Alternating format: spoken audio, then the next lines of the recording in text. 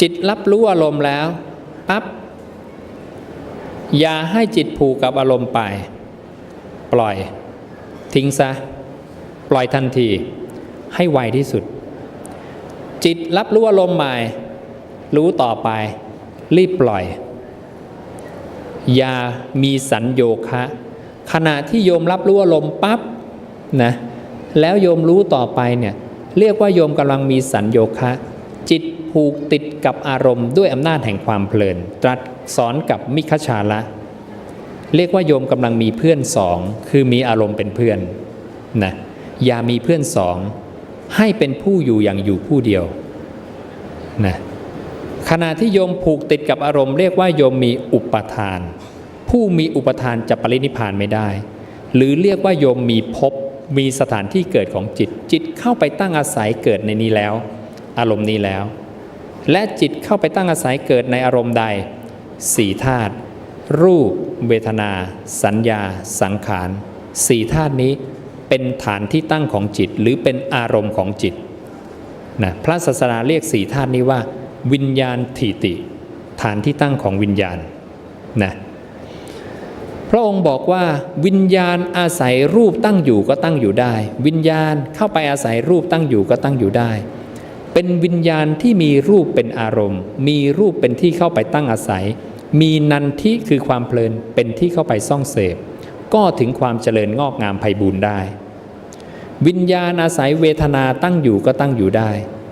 อาศัยสัญญาตั้งอยู่ก็ตั้งอยู่ได้อาศัยสังขารตั้งอยู่ก็ตั้งอยู่ได้นะเป็นวิญญาณที่มีเวทนาสัญญาสังขารเป็นอารมณ์นะพระองค์มีตรัสบอกไปหมดภิกษุทั้งหลายวิญญาณซึ่งเข้าถือเอาสังขารตั้งอยู่ก็ตั้งอยู่ได้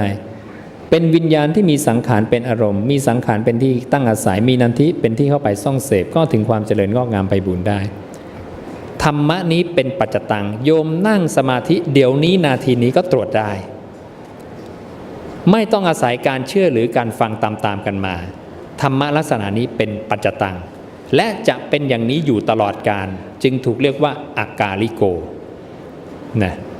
ตรวจได้เป็นปัจจตังเป็นสิกขีภูโตเป็นพยานในตนเองได้ไม่ต้องอาศัยการเชื่อหรือการฟังตามๆกันมานะนั้นธรรมะพระศาสดาคือสัจจะความจริงนะที่ไม่เปลี่ยนแปลงไปตามกาลเวลา 2,000 กว่าปีจิตมนุษย์ก็วิ่งวนอยู่ในสี่ขันธ์นี้ผ่านมา 2,000 กว่าปีจิตมนุษย์ก็วิ่งวนอยู่ในสี่ขันธ์นี้ธรรมะนี้จึงถูกเรียกอีกอย่างว่ามันเป็นตถามันเป็นเช่นนั้นเองมันเป็นอวิตตถาไม่ผิดไปจากความเป็นอย่างนั้นมันจะวนอยู่อย่างเนี้ยนะเป็นอนัญญตตาไม่เป็นไปโดยประการอื่นและเป็นอิทัปปัจจยตาเมื่อมีสิ่งนี้เป็นปัจจัยสิ่งนี้จึงเกิดขึ้นเพราะนั้นลักษณะธรรมะตรงนี้เรียกปฏิจจสมุปบาทคืออาการจิตของเราระบบการทำงานของวิญญาณกับนามรูปนะพระองค์จึงบอกครองแห่งการบัญญัติครองแห่งการพูดจาครองแห่งการเรียกเรื่องที่จะต้องรู้ด้วยปัญญามีเพราะว่าวิญญาณกับนามรูปแค่นั้นเองที่มันมีปัญหาในโลกอยู่ทุกวันนี้ไอ้สองธรรมชาตินี้มันทำงานด้วยกันวิญญาณกลุ่มหนึ่งกับนามรูปอีกกลุ่มหนึ่งนามรูปสี่ธาตุวิญญาณหนึ่งธาตุเข้าไปทำงานกันจึงมีระบบของปฏิจจสมุปบาทมีรักโลภโกรธหลงโลกธาตุที่เป็นปัญหาอยู่ทุกวันนี้นะก็เพราะวิญญาณกับนามรูปนะนั้นให้เราเข้าใจระบบตรงนี้ใครเห็นระบบตรงนี้คนนั้นเรียกว่าโสดาบันบุคคลนั้นถ้าโยมเห็นจิตโยมเนี่ยวนอยู่ในสี่ธาตุนี้อย่างชัดเจนนะ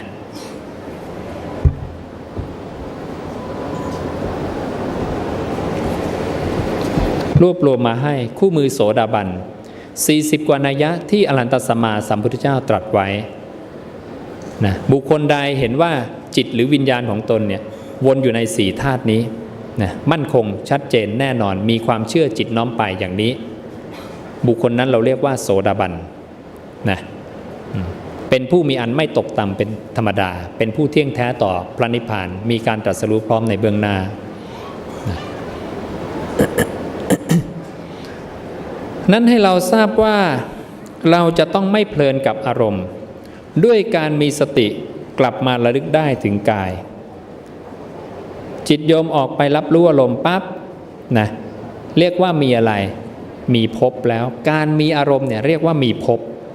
ภพแปลว่าสถานที่เกิดเชื่อมไปนะเดี๋ยวจะเชื่อมไปเรื่องภพเดี๋ยวจะเชื่อมไปเรื่องกรรม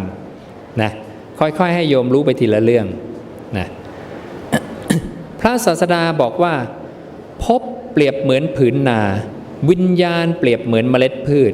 เมล็ดพืชตกลงไปในผืนนาเรียกว่ามีภพนะน้ำคือนันทิราคะลดเมล็ดพืชไปเมล็ดพืชงอกขึ้นมาเรียกว่าชาตินะ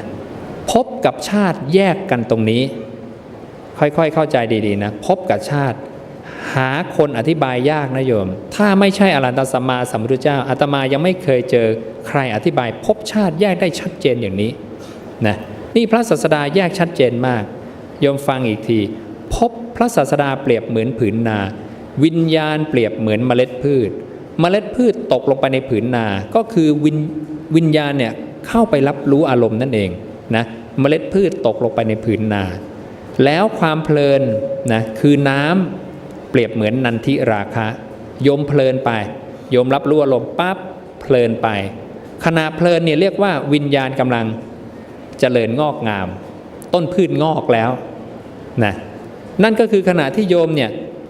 ไหลตามอารมณ์ไปเรียกว่าวิญญาณเจริญงอกงามไพบูลย์ในอารมณ์นี้นะนั้นเข้าใจนะนั้นพบวินาทีแรกที่จิตไปรับรู้ปั๊บนี่พบนะรู้ต่อไปเรียกว่ามีชาติจะจบด้วยชรามรณะตายนะแตกดับจิตรับรู้อารมณ์ใหม่พบเกิดชาติเกิดชรามรณะดับนี่คือวงจรภพชาติชรามรณะอยู่ในจิตเราตลอดเวลาแต่รูปขันธ์ยังไม่ตายจึงเป็นแค่ความคิดเกิดขึ้นตั้งอยู่ดับไปคิดเรื่องนี้เกิดขึ้นตั้งอยู่ดับไปแต่ถ้าร่างกายโยมตายเมื่อไหร่โยมกำลังเกาะอารมณ์ใดผู้เจ้าบอกเธอจะได้อัตภาพไปตามอารมณ์นั้นทันทีอันเป็นอัตภาพมีส่วนแห่งบุญก็ดีมีส่วนแห่งอบุญก็ดีเข้าใจไหมพระศาสดาจึงบอกว่าถ้าจิตเธอกำลังคิดอกุศลรีบทิ้งให้ไวที่สุดด่วนจีนะเหมือนบุรุษมีไฟไหม้ลุกโผล่เสื้อผ้าหรือไฟไหม้ผมบนศีรษะอยู่นะเธอต้องใช้ฉันทะวายามะอุตสาหะอุโสลหีอปฏิวานีสติสัมปชัญญะอย่างแรงกล้าเพื่อที่จะดับอกุศลนั้นเสียโดยด่วนเหมือนไฟที่กำลังลุกไหม้โผล่เสื้อผ้าหรือผมบนศีรษะของเธออยู่นะฉันใดก็ฉันนั้นเหมือนกันนะนั้นถ้าใครปล่อยให้จิตไหลตามอารมณ์ไปนานไฟไหม้โยมนานนะไฟลวกโยมนานคิดดูนะจะรีบทิ้งแล้วตั้งไว้ซึ่งกายคตาสติดีหรือปล่อยให้จิตไหลไปกับอารมณ์ดีไหลไปกับอารมณ์เรียกอะไรอีกเธอมีสัญโยคะเรียกอะไรได้อีกเธอกำลังมีเพื่อนสองนะเรียกอะไรได้อีกเธอกำลังมีอุปทานและเธอจะปรินิพพานไม่ได้นะพระศาสดาอุปมาโดยใช้อุปมาเดิมแต่เปลี่ยนภพเป็นกรรมพระองค์บอกว่าผืนนาเปรียบเหมือนกรรมวิญญาณเปรียบเหมือนเมล็ดพืชเมล็ดพืชตกลงไปในผืนนามีกรรมแล้วเห็นไหมเมื่อกี้มีภพนะตอนนี้มีกรรมนะและเมล็ดพืชงอกได้ด้วยตรงนี้เปลี่ยนจากน้ำที่เป็นนันทิราคะมาเป็นยางในพืชความสดของพืชทำให้เมล็ดพืชเนี่ยงอกขึ้นมาเพราะฉะนั้นเมล็ดพืชเนี่ยงอกขึ้นด้วยของเก่าของมันและปัจจุบันคือผืนนาที่มันไปตกลงผืนนานี้พระองค์กระจายไปอีกพระสูตรหนึ่งมี3ระดับผืนนาที่เป็นกามธาตุหรือเป็นกามภพผืนนาที่เป็นรูปภพผืนนาที่เป็นอรูปภพภพจะมี3ระดับอย่างนี้อัตภาพโยมจึงได้เป็นอัตภาพที่สำเร็จด้วยมหาภูตธาตุ4บ้างสำเร็จด้วยใจบ้างสำเร็จด้วยสัญญาบ้างจะมีการได้อัตตา3ระดับอย่างนี้นะเพราะฉะนั้นตอนนี้โยมลิงก์เรื่องกรรมกับเรื่องภพได้แล้วนะ ว่าภพกับกรรมอันเดียวกันเห็นนะวิญญาณแยกออกมาตัวหนึ่งในขันธ์ทั้ง5ดึงวิญญาณออกมาตัวหนึ่ง4ธาตุคือภพ4ธาตุคือกรรมได้แล้วนะอีกพระสูตรหนึ่งพระองค์บอกว่าวิญญาณจะวนอยู่ในขันธ์ทั้ง4ถูกต้องไหมที่บอกไปเมื่อสักครู่นี้หรือเข้าไปตั้งอาศัยเมล็ดพืชตั้งอาศัยไหมตั้งอาศัยหรือเข้าไปกินอาหารหรือเข้าไปเกาะเกี่ยวนะพูดได้หลายอย่างหลายแง่นะเพราะฉะนั้นภพกรรม4ธาตุตัวเดียวกันกรรมคือรูปเวทนาสัญญาสังขารภพคือรูปเวทนาสัญญาสังขารนะนั้นโยมได้แล้วอีกพระสูตรหนึ่งพระเจ้าบอกว่าผัสสะเป็นเหตุเกิดของกรรมวิญญาณที่เข้าไปรู้รูปเวทนาสัญญาสังขารกำลังสร้างกรรมพระเจ้าบอกผัสสะเป็นเหตุเกิดของกรรมผัสสะเป็นความดับของกรรมขณะที่วิญญาณเข้าไปรับรู้รูปหรือเวทนาขณะที่วิญญาณเข้าไปรับรู้รูปแตะเข้าไปผัสสะไหมกระทบสัมผัสหรือผัสสะกรรมเกิดแล้วเห็นนะจิตจางคลายดับจากรูปกรรมดับแล้วจิตเข้าไปรู้เวทนากรรมเกิดแล้วจิตจางคลายดับจากเวทนากรรมดับแล้วกรรมเกิดดับอยู่ตลอดเวลาเห็นนะกรรมก็เป็นอนัตตากรรมก็ไม่เที่ยงเห็นนะแล้วเป็นการกระทำของใครเป็นการกระทำของวิญญาณขันธ์หรือจิตหรือใจที่เข้ากระทำกับขันธ์ทั้ง4คือรูปเวทนาสัญญาสังขาร4ธาตุนี้เห็นนะเพราะฉะนั้นถ้าเราศึกษาพุทธวจนะคำของพระผู้มีพระภาคเจ้าของเราโดยตรงโยมจะกระจ่างในเรื่องของกรรมกระจ่างในเรื่องของภพชาติรู้ทุกเรื่องพระองค์จึงบอกว่าเธอจะสามารถเปิดธรรมที่ถูกปิดไว้ได้สามารถบรรเทาความสงสัยทั้งหลายที่สงสัยให้คลายลงไปได้นะเพราะนั้นขณะที่วิญญาณเข้าไปเกาะกับธาตุต่างๆเหล่านี้นะแต่จริงๆแล้วเราต้องยังไงเราต้องปล่อยวางขันธ์5ใช่ไหมแต่ตอนนี้ขันธ์5เป็นตัวเราของเราทั้งหมดเลยทำยังไงดีฟังเทศมาหลาย10 ปีก็ปล่อยไม่ได้สักทีไม่เหมือนพระพายยะฟังทีเดียวปุ๊บเป็นพระอรหันต์เลยใช่ไหมเมื่อยังปล่อยไม่ได้พระศาสดามีเทคนิคนะในการให้เราได้ปล่อยวางฝึกปล่อยวางคืออะไรเอาจิตของเราเนี่ยมาเกาะอยู่กับกายซะนะในขันธ์5ขันธ์เอาวิญญาณขันธ์มาเกาะกับรูปขันธ์ซะเรียกว่ากายคตาสติสติระลึกกลับมาที่กายแล้วเมื่อจิตหลุดไปรู้ไอ้3ธาตุที่เหลือให้รีบทิ้งให้ไวเข้าใจไหมหลักการแค่นี้นะจึงมีสมาธิภาวนาที่เรียกว่าเป็นไปเพื่อสติสัมปชัญญะเห็นเวทนาสัญญาสังขารหรือวิตกเกิดขึ้นตั้งอยู่ดับไปนี่เป็นสมาธิภาวนาที่เป็นไปเพื่อสติสัมปชัญญะแล้วเอาจิตมาตั้งอยู่กับกายไว้ให้มากนะจึงมีสอดรับกับพระสูตรที่พระเจ้าบอกผู้ใดบริโภคกายคตาสติผู้นั้นชื่อว่าบริโภคอมตะกายคตาสติอันชนเหล่าใดหลงลืมอมตะชื่อว่าชนเหล่านั้นหลงลืมเห็นนะนั้นกี่พระสูตรเนี่ยให้กลับเข้ามาที่นี่พระเจ้าบอกอีกว่าเตาหดอวัยวะไว้ในกระดองฉันใดภิกษุพึงตั้งมโนวิตกไว้ในกระดองคืออารมณ์การภาวนาฉันนั้นมารผู้มีบาปจะทำอันตรายไม่ได้เธอต้องสำรวมอินทรีย์สำรวมใจอยู่กับกายไม่ส่งใจออกไปเที่ยวในอารมณ์ต่างๆนะเหมือนเต่าหดหัวแขนขาเข้ามาในกระดองพระศาสดาอุปมาว่ามีเต่าตัวหนึ่งเดินหากินตามริมลำธารสุนัขจิ้งจอกก็เดินหากินตามริมลำธารเหมือนกันเมื่อต่างคนต่างเจอกันสุนัขจิ้งจอกก็วิ่งเข้าไปจะกินเต่าเต่าก็หดหัวแขนขาเข้ามาในกระดองพระศาสดาบอกว่าตราบใดเต่าหดหัวแขนขาอยู่ในกระดองตราบนั้นสุนัขจิ้งจอกก็ทำอันตรายไม่ได้นะก็เลยบอกว่าให้ภิกษุเนี่ยทำตัวเหมือนเต่าหดอวัยวะไว้ในกระดองนะสำรวมอินทรีย์นะอยู่กับกายเข้าไว้ แค่นั้นนะอมตะเธอได้แน่นอนนะนั้นหลักการแค่นี้โยมเข้าใจให้ดีหลักการมีแค่นี้นะให้เรามองเห็นภาพรวมโยมไปศึกษาปฏิจจาอริยสัจ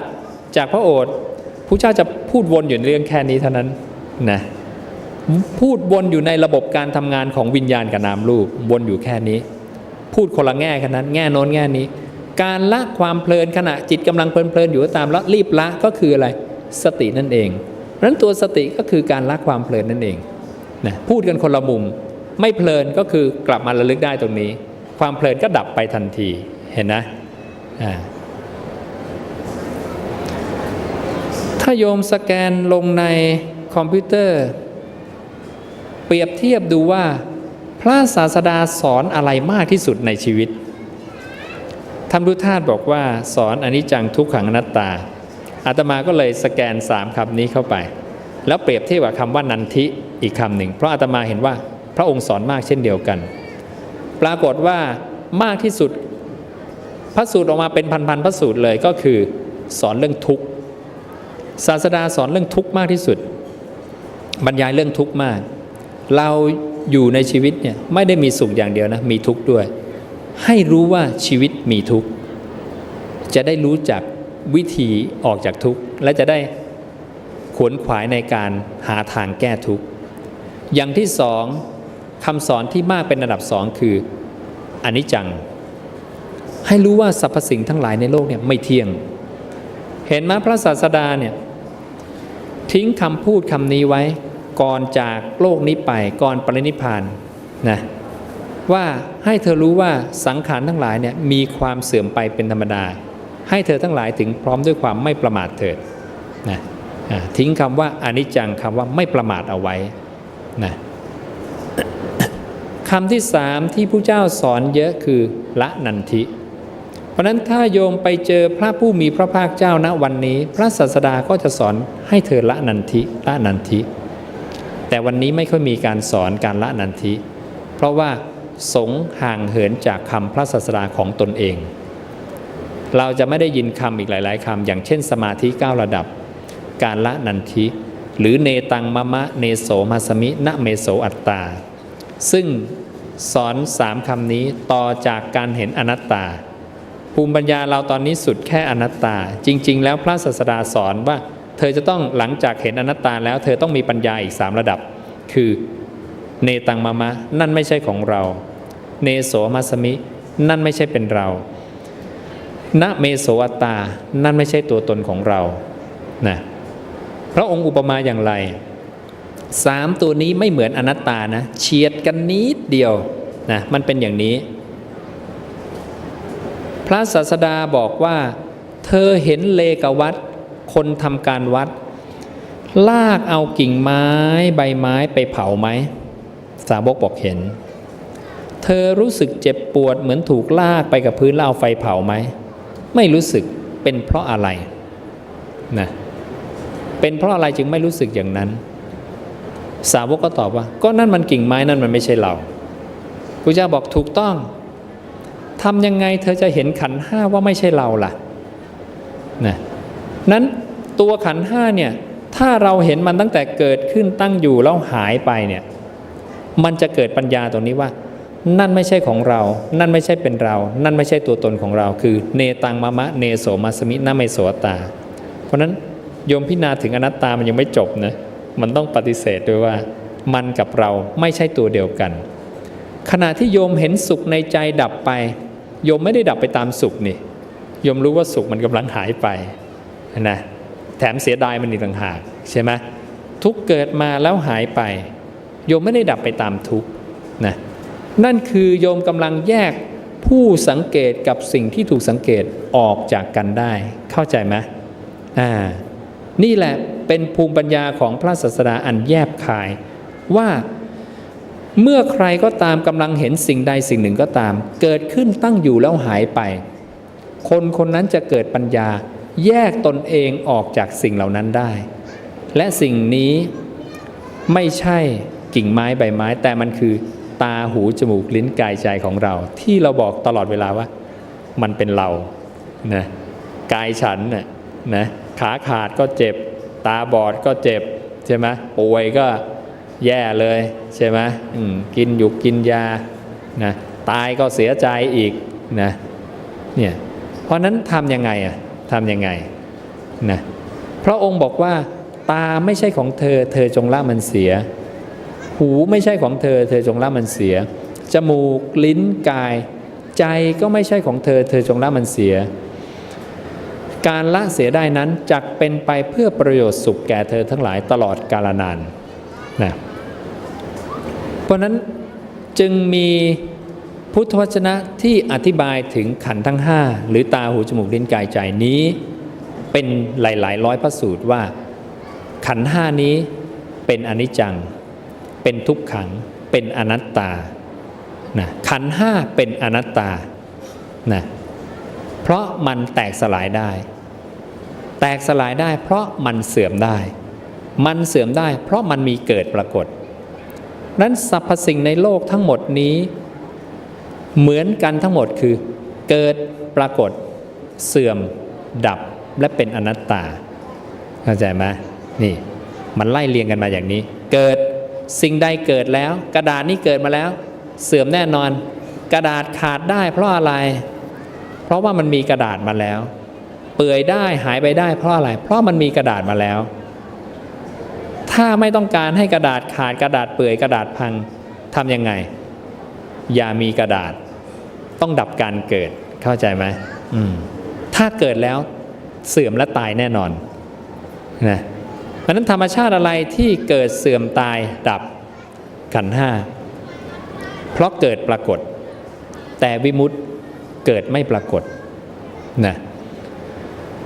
นั้นธรรมชาติฝ่ายตรงข้ามระบบสมมุติคือวิมุตติสมมุติคือสังคตธรรมวิมุตติคืออสังคตธรรมคุณสมบัติตรงข้ามกันเลยฝั่งนี้เกิดเสื่อมเรื่อยๆและดับฝั่งนี้เกิดไม่ปรากฏเสื่อมไม่มีการเสื่อมเรื่อยๆดับก็ไม่มีนะแต่มีอยู่แต่ความมีอยู่ของมันเกิดไม่ปรากฏนะพระองค์จึงเรียกสิ่งนี้ว่าสิ่งใดสิ่งหนึ่งบ้างหรือสิ่งหนึ่งหรือเรียกว่าวิมุตติญาณทัสสนะผู้รู้ในวิมุตติหรือเรียกว่าวิมุตตินะพระองค์บอกสิ่งหนึ่งซึ่งบุคคลพึงรู้แจ้งเป็นสิ่งที่ไม่มีปรากฏการณ์ไม่มีที่สุดแต่มีทางปฏิบัติเข้ามาถึงได้โดยรอบนั้นมีอยู่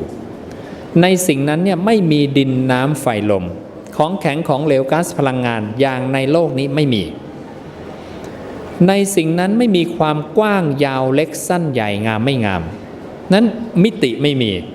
ห้องนี้มีกว้างมีสูงมียาวเล็กสั้นใหญ่มีงามไม่งามแต่ในนิพพานไม่มีนะนามรูปดับสนิทในสิ่งนี้เพราะการดับสนิทของวิญญาณในนั้นนามรูปดับสนิทวิญญาณดับสนิทเพราะฉะนั้นวิญญาณเข้าไปรู้นิพพานไม่ได้เพราะในนิพพานไม่มีวิญญาณเพราะฉะนั้นใครจะพาเราไปนิพพานหมดสิทธิ์ไปไม่ได้นิพพานจึงมิใช่ที่เที่ยวของปุถุชนนะ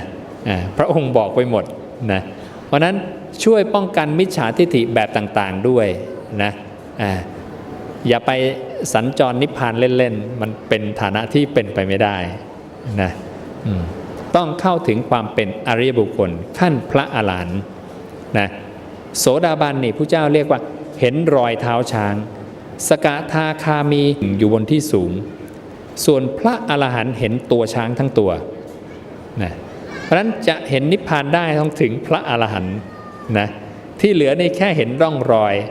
อยเท้ารอยสีตัวข้างๆรอยเอางวงหักกิ่งไม้แค่นั้นเองนะพุทธวจนะมีความชัดเจนนะแล้วจะให้ดูว่าที่พระเจ้าตรัสว่าสติเป็นที่แล่นไปสู่วิมุตติเพราะอะไรโยมนั่งสมาธินะนั่งรู้ลมหายใจคงเคยนั่งกันทุกคนนะที่มาฟังธรรมวันนี้นะแม้สัก1 นาที2 นาทีคงเคยนั่งนะโยมจะรู้ว่าแม้เพียง1 นาทีที่โยมนั่งสมาธิบางทีจิตมันก็ไม่อยู่นะมันก็จะไปแพบไปคิดโน่นคิดนี่นะขณะที่จิตโยมอยู่กับลมหายใจนะ แล้วมันหลุดไปคิดในอดีตอย่างเงี้ย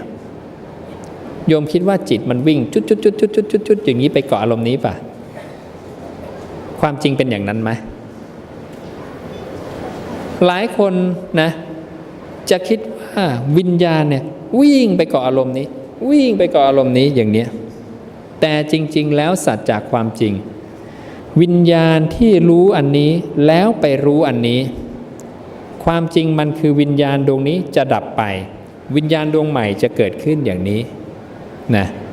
ไม่งั้นวิญญาณก็เป็นนิจจังอะสิวิ่งนี่ไปนี่วิ่งไปนี่วิ่งไปนี่นี่เป็นความเห็นของสาติคิดว่าวิญญาณเวียนว่ายตายเกิดกลายเป็นวิญญาณเป็นนิจจังถ้าวิญญาณเป็นนิจจังไม่มีการแตกสลายไม่มีการดับเพราะวิ่งไปหาอารมณ์น้นอารมณ์นี้เรื่อยๆโยมไม่ต้องไปวิ่งหานิพพานโยมเกาะอยู่กับวิญญาณนี่แหละนะคือนิพพานแล้วถ้าอย่างนั้นใช่ไหมแต่สัจจากความจริงผู้เจ้าบอกว่านาติยาอสติอาคติคตินโหติถ้าการน้อมไปไม่มีการมาการไปจะไม่มีเห็นนะถ้าจิตไม่น้อมไปนะจิตจะไม่มีมาไม่มีไป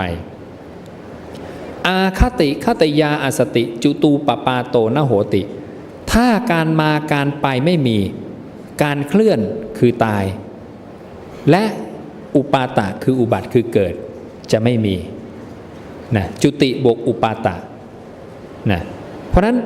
ถ้าการมาการไปไม่มีตายและเกิดจะไม่มีเห็นไหมผู้เจ้าไม่ได้พูดเกิดตายด้วยนะผู้เจ้าพูดละเอียดยิบเลยถูกทุกช็อตนะตายก่อนแล้วเกิดจะไม่มีถ้าการตายและการเกิดไม่มีผู้เจ้าบอกว่าอะไรก็ไม่มีในโลกนี้ไม่มีในโลกอื่นไม่มีในระหว่างแห่งโลกทั้งสองเอเสวันโตทุกขสัตว์นั่นแหละคือที่สุดของทุกข์นะนั้นถ้าจิตโยมตั้งมั่นอยู่อย่างนี้ไม่น้อมไปที่อารมณ์ใดๆที่สุดแล้วโยมจะได้นิพพานหรืออมตะจะได้นิพพานอย่างไรไปดูที่สติสัมโพชฌงค์ที่กำลังจะเข้าวิมุตติพระศาสดาบอกว่าเมื่อจิตเธอตั้งมั่นแล้วให้เธอเข้าไปเพ่งเฉพาะซึ่งจิตอันตั้งมั่นแล้วอย่างนั้นเป็นอย่างดีเข้าไปเฝ้าดูดีๆนะขณะที่จะเข้าวิมุตติทำอย่างไรพระองค์บอกว่าขณะที่เธอเฝ้าดูดีๆอยู่แล้วเนี่ยในที่สุดจิตมันไม่ใช่นิจจังใช่ไหมมันต้องดับใช่ไหมในที่สุดจิตจะจางคลายและดับพระองค์บอกว่าเธออาศัยวิเวกคือจิตตั้งมั่นอาศัยวิราคะคือความจางคลายอาศัยนิโรธคือความดับแล้วน้อมไปเพื่อโวสักขะคือการสลัดลงหรือสลัดคืนนะเพราะนั้นโยมจะต้องไม่อยากได้วิญญาณดวงใหม่ที่จะเกาะอารมณ์ใหม่ต่อไปจะต้องนิพพิทาคือเบื่อหน่ายวิญญาณดวงนี้ต้องวิราคะคลายความพอใจในวิญญาณดวงนี้นะแล้วปล่อยวางในจังหวะที่วิญญาณนี้จางคลายและดับไปนะโยมก็สามารถเข้าวิมุตตินั่นคือความว่างระหว่างรอยต่อของวิญญาณต่อวิญญาณแต่ละดวงที่เกิดดับมันคือสภาวะของวิมุตตินะเพราะฉะนั้นถ้าอาตมาทำภาพสโลโมชันให้โยมดูว่าจิตที่ตั้งมั่นอยู่กับอารมณ์อันนี้แล้วจางคลายและดับไปจิตดวงใหม่จะต้องเกิดในอารมณ์นี้ต่อไปถูกต้องไหมทีนี้ถ้าจิตตั้งมั่นอารมณ์อันนี้จางคลายและดับไปหยุดภาพตรงนี้ณขณะนี้วิญญาณดวงแรกเนี่ยดับไปแล้วรูปก็ดับวิญญาณดวงใหม่ยังไม่เกิดนามธรรมตัวใหม่ก็ยังไม่เกิดณเสี้ยววินาทีนี้ไม่มีวิญญาณไม่มีรูปไม่มีนามนั่นแหละคือที่สุดของทุกข์ที่ไม่มีวิญญาณและไม่มีนามรูปแค่เสี้ยววินิดเดียวแต่โยมเลยมันไปตลอดเพราะโยมไปพอใจวิญญาณดวงใหม่พอใจไม่พอแถมลากสัญโยคะผูกติดกับอารมณ์ไปยาวเลยชรามรณะดับรับรู้วิญญาณดวงใหม่ลากยาวไปอีกดับรู้ตัวไม่ทันสักทีจิตจึงวนอยู่ในสังสารวัฏนี่ตลอดการยาวนานเห็นนะ หลักการแค่นี้โยมจับให้ดี เพราะฉะนั้นพระตถาคตบอกสติเป็นที่แล่นไปสู่วิมุตติตรงไหมตรงเป๊ะเลยโยมกำลังเพลินกับอารมณ์นี้แล้วโยมมีสติกลับมาที่กายผ่านวิมุตติเสี้ยววิหนึ่งในพันล้านวินาทีอย่างนี้โยมดึงจิตกลับมาที่กายจิตดวงหนึ่งจะต้องดับไปจิตดวงใหม่จะต้องเกิดขึ้นผ่านความว่างที่ไม่มีวิญญาณและไม่มีนามรูปนิดเดียวเห็นนะอยู่ตลอดเวลาเพราะนั้นทุกขณะที่โยมมีสติการระลึกได้กลับมาผ่านวิมุตติตลอดเลยผู้เจ้าจึงบอกสติเป็นที่แล่นไปสู่วิมุตติเห็นนะเจริญสติแล้วได้อะไรได้วิมุตตินะเข้าใจไหม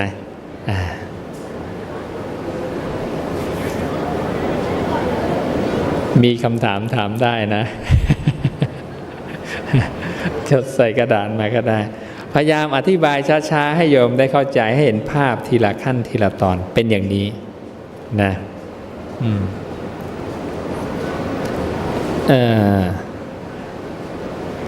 เราเข้าใจภพชาติกรรมนะเข้าใจเรื่องสตินะเข้าใจเรื่องมรรควิธีต้องละความเพลินต้องตั้งจิตอยู่กับกายรู้ลมหายใจพอแล้วเป็นอริยบุคคลได้แล้วแค่นี้นะเหลือเฟือละนะเรื่องจำเป็นที่ต้องรู้ในชีวิต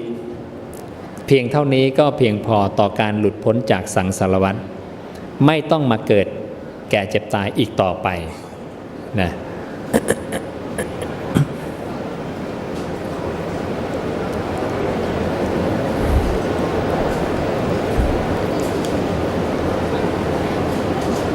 อย่าลืมว่าอย่าให้จิตมีสัญโยคะนะตรัสบอกกับมิคชาละแก่ภิกษุผู้เพลิดเพลินพร่ำสรรเสริญสยบโมเมาอยู่ซึ่งรูปเสียงกลิ่นรสโผฏฐัพพะธรรมารมณ์นันทิย่อมเกิดขึ้นนะบนนั้นใครกำลังเพลินกับเสียงเพลินกับกลิ่นเพลินกับธรรมารมณ์ทางใจเนี่ยนันทิเกิดขึ้นแล้วเมื่อนันทิมีอยู่สาราคะความพอใจอย่างแรงกล้าย่อมมีนั้นขณะที่โยม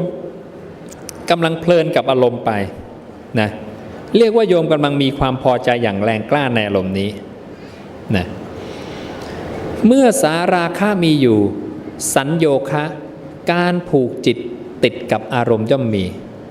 เพราะฉะนั้นขณะที่โยมเพลินกับอารมณ์โยมต้องจับอารมณ์นั้นไว้ใช่ไหมถ้าไม่จับอารมณ์ต้องดับจริงไหมเพราะนั้น จิตผูกกับอารมณ์คือจิตมีอุปทานลองดูนะผู้เจ้าแยกอุปทานภพชาติอย่างนี้อีกโยมต้องท่องสายปฏิจจ์ได้นะนั้นสายปฏิจจสุบาทพระศาสดาจึงสาธยายด้วยพระองค์เองเหตุเกิดของความตายและเหตุดับของความตายจากจิตที่น้อมไปสู่อารมณ์การน้อมไปนี้เรียกว่ามีตัณหาตัณหาเป็นตัวสร้างภพนะจากตัณหามีอะไรมีอุปทานใช่ไหมผัสสะเกิดเวทนาเกิดตัณหาเกิดอุปทานเกิดภพนะจิตโยมน้อมไปสู่อารมณ์ก่อนจะมีอารมณ์ต้องมีอะไรมีการจับยึดอุปทานจับยึดถ้าไม่จับอารมณ์ไม่มีกระดาษต้องร่วงใช่ไหมเพราะนั้นผู้เจ้าเนี่ยอธิบายละเอียดมากนะว่าขณะที่มีการน้อมไปเนี่ยหรือมีตัณหาความอยากเข้าไปเนี่ยจะมีการจับยึดเมื่อจับยึดเท่ากับมีกระดาษในมือเมื่อมีกระดาษในมือโยมถือกระดาษต่อเรียกว่าชาตินะเพราะนั้นตัณหาจับยึดอุปทานมีกระดาษคือภพและถือกระดาษต่อชาติเห็นนะเจริญงอกงามไพบูรณ์จบด้วยชรามรณะนี่ปฏิจจสุบาทอยู่ในจิตของเราหมดเลยโยมตัณหาน้อมไปจับยึดอารมณ์ปั๊บมีภพคือมีอารมณ์ในความรู้ของจิตรู้ต่อเป็นชาติหรือสัญโยคะหรือเพลินจบด้วยชรามรณะรู้ใหม่จับยึดมีภพรู้ต่อชรามรณะเนี่ยเป็นอย่างนี้นะนั้นให้เข้าใจนั้นขณะที่ จิตเพลินไปในอารมณ์ใดก็ตามทิ้งให้ไวที่สุดนะละนันทิละนันทิอย่างเดียวพระศาสดาจึงบอกจิตหลุดพ้นได้เลยพระองค์บอกว่านันทิขยาราคะขโยเพราะความสิ้นไปแห่งนันทิจึงมีความสิ้นไปแห่งราคะคือความพอใจราคะขยานันทิขโยเพราะความสิ้นไปแห่งความพอใจจึงมีความสิ้นไปแห่งความเพลิน